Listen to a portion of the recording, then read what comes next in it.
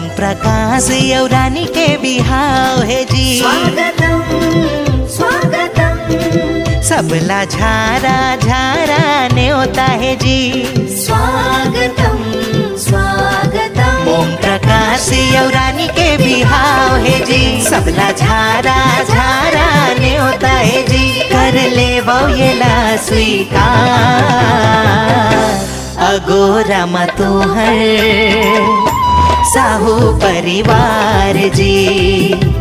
अगोरा मतोहर साहू परिवार जी।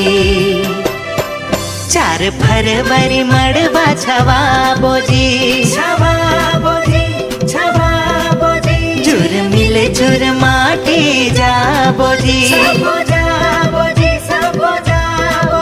तेल हरदी बढ़िया जगाबो जी। मैं नाचबो सबला नचाबो जी। जाबो 5 फरवरी के बारात मोहवा रायपुर ले बन बगौद गाँव हो और धूम मचाबो गब्बर के बारात में हो।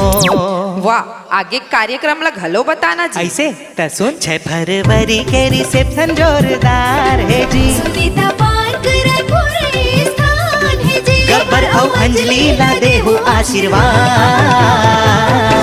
लक्ष्मी नारायण पापा के जोहार जी। रुक्मणी मम्मी कहे मनोहार जी। अगोरा मतोहर साहू परिवार जी। अगोरा मतोहर साहू परिवार जी। भैया देवेंद्र साहू और भाभी पिंकी साहू, छोटे भाई संजय साहू और बहू खिलेश्वरी साहू, भतीजी हुस्वी साहू, भतीजा सुशांत साहू और हनु साहू घलोक विशेष आमंत्रण भेजे है।